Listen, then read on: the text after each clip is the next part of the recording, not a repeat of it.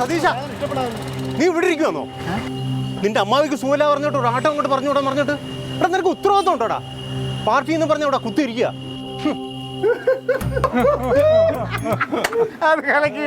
അതെ, ആട്ടോ ഞാൻ വീട്ടിലേക്ക് പറഞ്ഞു വിട്ടാൻ. പക്ഷെ പുള്ളിക്കാരന്റെ വീട് മാറിയാൽ എനിക്കെന്ത് ചെയ്യാൻ പറ്റും? ഓ, ചെളിയിൽ വീണിട്ട് കിടന്ന് ചപ്പളി ഉരുളണം നോക്കിയാണ് എടുത്ത്. ഇവിടെ പണ്ടൊക്കെ കർത്താവ് പിന്നെ ആയിരുന്നു, ഇപ്പൊ കൈയോടെ തന്നെ കൊടുത്ത്. ഓ, എന്തൊക്കെയായിരുന്നു കുടുംബ ബന്ധമെന്നാ. കൃഷ്ണമണിയൊക്കെ കൃഷ്ണമണിയൊക്കെ തന്നെ വെള്ള കീറി. എന്തൊക്കെ തള്ളായിരുന്നല്ലേ കുടുംബം. ഇനി വേറൊരു കാര്യം പറയാം. ഇനി അത് കേട്ട് പലരും ഞെട്ടും. അപ്പുക്കുട്ട സാറ് എന്നെ വിളിച്ചിരുന്നു. നമ്മുടെ മാഗസീനിൽ കൊടുക്കാൻ എന്റെ ലേഖനമാണ് തെരഞ്ഞെടുത്തിരിക്കുന്നത്. കുടുംബ ബന്ധങ്ങളുടെ വില നമ്മളത് സാറിന് അറിയാം. സാറ് നമ്മൾ കുടുംബമായിട്ട് എന്താ വിശേഷം ചേട്ടാ? രാവിലെ രണ്ടുപേരുടെ അങ്ങോട്ട് ദേ കടയിൽ കുറെ സാധനങ്ങൾ മേടിക്കാനുണ്ടായേ. അത് ശരി, അതിന് പെണ്ണുങ്ങൾ തന്നെ പോണം, ആണുങ്ങൾക്ക് സമയമില്ല. എത്ര ഫോൺ വിളിച്ചു ക്ലീറ്റോ? മീറ്റിംഗ് ഉണ്ടായിരുന്നേ, മീറ്റിംഗ്. ഇതിനെന്തിനാ ഇവിടെ ഇരുത്തിയേക്കണത്? എന്റെ പൊന്ന് സതീശണ്ണ, വീട്ടില് സാധനങ്ങളെല്ലാം തീർന്നിരിക്കുക.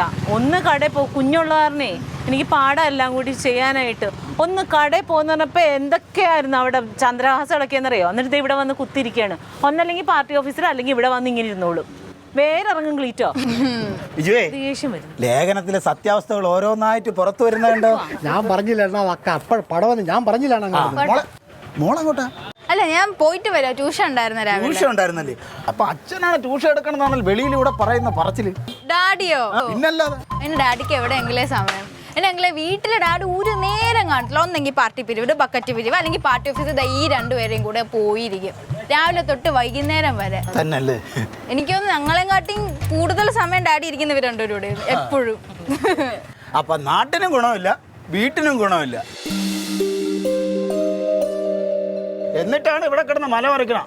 അങ്ങ് തള്ളി മറിക്കാം. എന്ന് രാവിലെ വീട്ടിൽ പുട്ടാണോ ഇങ്ങനെ മറിക്കാൻ? മനസ്സിൽ കള്ളമില്ലെന്ന് പറഞ്ഞു കേട്ടില്ല. എല്ലാം പണം ആയിന്ന് വീണായിട്ടില്ലേ കൊച്ചിന്റെ?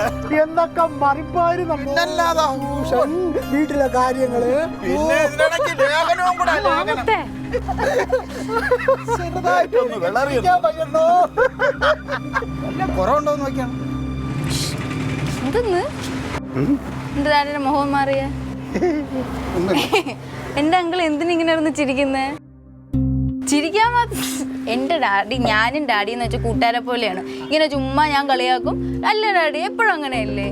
പിന്നെ എന്റെ കാര്യങ്ങളെല്ലാം എന്റെ ഡാഡി തന്നെയാണ് നോക്കുന്നത്. പഠിപ്പിക്കുന്നതും ഡാഡിയാണ്. പിന്നെ ഇതിപ്പോ ഡാഡിയുടെ ജോലിയല്ലേ, ജോലി ചെയ്താലേ നമുക്ക് ജീവിക്കാൻ പറ്റൂ. അതുകൊണ്ടാണ് അല്ലേ? എന്റെ ഡാഡി പൊളിയാണ്. വൈകിട്ട് ഒന്ന് പഠിപ്പിച്ചു തരണം. ബാക്കി ഡാഡിയെ പഠിപ്പിച്ചു തരണം. ശരി അങ്ങളെ, പോണേ. ടാറ്റ. ടാറ്റ.